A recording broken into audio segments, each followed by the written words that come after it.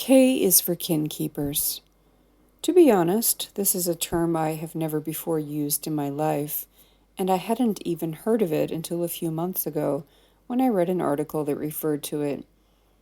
My plan here is to introduce the term and how it pertains to women briefly, and then to take on a part of the article that inspired the post. You can find a link to the article below. Please note that it is not a feminist article, even though its topic certainly warrants a discussion from that perspective. In the conclusion, the author even tries the whole suffering makes us stronger and patriarchy-compliant women are strong bullshit that is force-fed to today's women to shame them into silence about real problems, and that I talked about in a previous post. It amazes me how often women dance around disturbing issues without actually naming the problem that underlies the entire mess. It is amazing, but not surprising. If women allowed themselves to truly see and acknowledge reality, their entire world would collapse. They'd lose the perks that they get from supporting men, and they'd become social outcasts with all the negative consequences that arise from not sucking cock, literally or figuratively. To be honest, most wouldn't survive, as heterosexuality strips women of their natural strength, and most women don't realize what exactly is being exchanged when they engage in pro-male lifestyles. So, what is a kin keeper? Well, it is apparently a social role that exists within a family that is taken on primarily by women.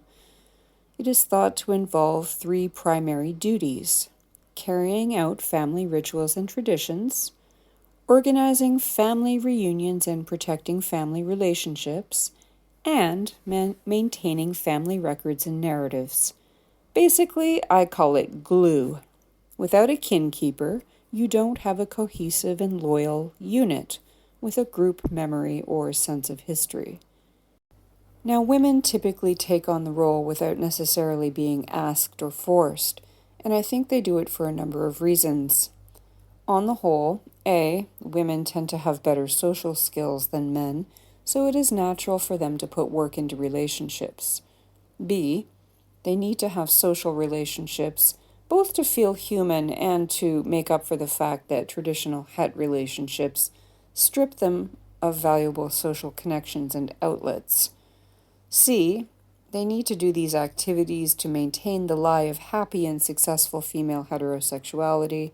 And D, if they're housewives, they need to find a way to justify their existence and to fill their abundant free time once children are of school age and older. For some reason, liberal feminism has started trying to pass off the role of kinkeeper as emotional labor deserving of pay, and that is probably why I haven't taken much of an interest in it. I'm sick of being pressured into fighting for the privileges of women who wholeheartedly want to maintain patriarchy and who fear and hate lesbians, the child free, and female separatists with a passion. For me, true feminism is about the prevention of women's oppression, and especially of the punishment of rebels of patriarchy, not slapping band-aids on problems so that women can continue complying and forcing their daughters to comply and submit. It's the latter mission, however, that takes up most of the limited feminist money and labor available. And of course, this ensures that women will never be free or healthy. The family who suffers together stays together. Now, before I get into the third duty of kin keepers, I just want to say that many, if not most, kin keepers are enablers and expert liars, and I discuss both topics in other posts in the Alphabet series. These are crucial skills for practicing straight women so that they can successfully live up to their end of the heterosexual contract. Basically, they agree to take on a particular role in the patriarchal institution known as family, and a woman absolutely cannot do this well without being able to enable men and boys and to lie as if her life depends on it, and it usually does. The sole purpose of family is to triumph over other families. You know, that survival of the fittest type of thing that people tell themselves, especially when they screw over other people. And to do that, a family needs a narrative. Every semi-functional family has one. The kinkeeper, as protector of the family memories and records, is key to maintaining the narrative. They hold grudges, they appoint scapegoats, they cover up the crimes and the dirty secrets, unless it's advantageous to reveal them. They dole out emotional rewards and punishments. And they take photos, maintain their collections, culling when necessary. Family, as a patriarchal institution, is about the male journey to power and female support of that journey. So the narrative, for the most part, ends up being the history of the males of the family. We all know this is true. We see it in the records kept throughout the ages.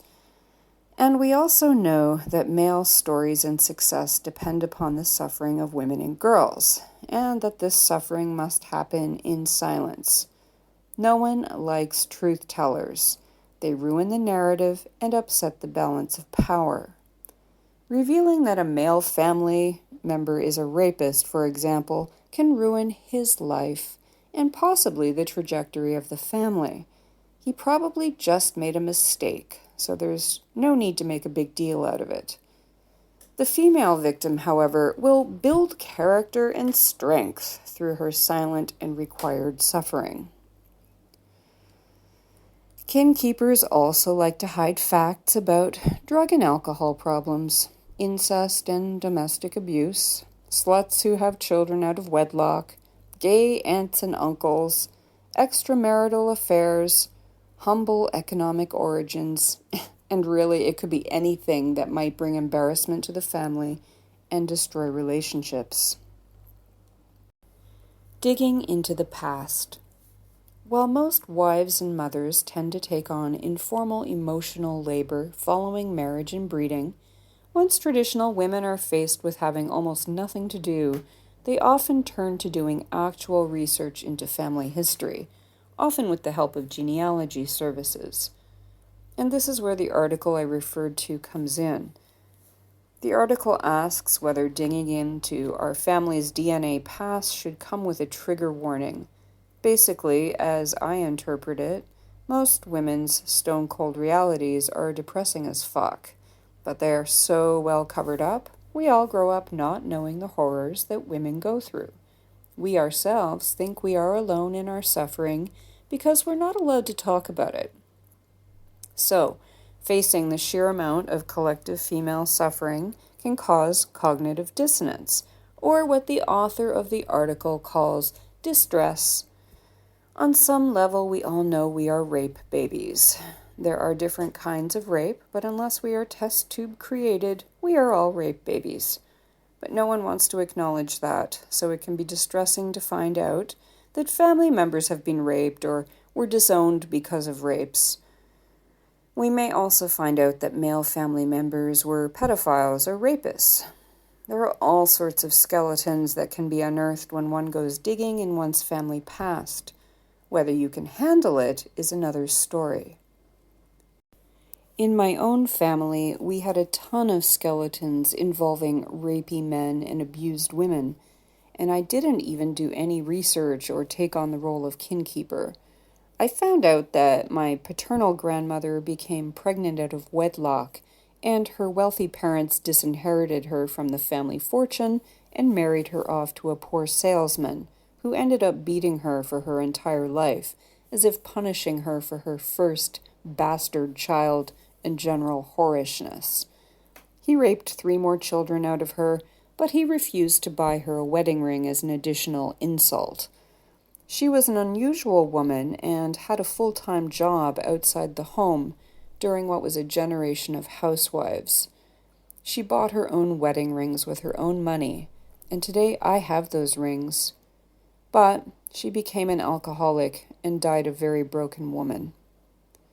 Her second son ended up being a chip off the old fatherly block and molested his younger sister, my aunt, for years.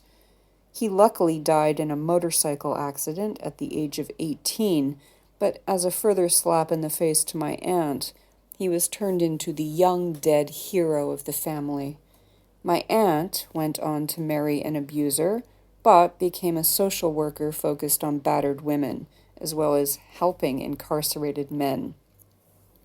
She would bring ex-con boyfriends to family gatherings. We'd find out later that the boyfriend of the moment was suddenly out of the picture after robbing her or something like that. My aunt's second son ended up a classic abuser like his father. He got his wife pregnant and then left her to be with some American woman he also got pregnant at the same time during one of his business trips south of the border. My father, the youngest child of my grandmother, and a psychologist, refused to let my aunt speak of the molestation, and he would belittle her in front of me when she tried to talk about it. My father himself was both a child psychologist and a sex therapist, and he used to bring home movies filled with violent rape scenes for my mother and I to watch with him. I learned about male entertainment at an early age. Interestingly, on that side of my family, there was an official policy that women weren't allowed to be the family record keepers. After I put the whispered stories of abuse together with my father's pro-rape approach to child rearing, I understood why this was so. I also understand why I absolutely hate the concept of family and was inexplicably anti-marriage from a very early age. I leave you with this thought or question. What does the modern kinkeeper do with the shit she unearths about her own family? She is uncovering the true stories of women, the truth of heterosexuality, the truth of what men do to women. How does a straight, male-supporting enabler deal with her cognitive dissonance? Does she rebury it in order to keep the peace and maintain her comfortable life, denying knowledge to the girls of her family, and instead slathering her conscience with a healthy layer of hope? Or does she wake the fuck up and actually do what adults are supposed to do? Protect girls from the shit men and boys have been doing to women and girls since human time began. I think you and I both know the answer to that question.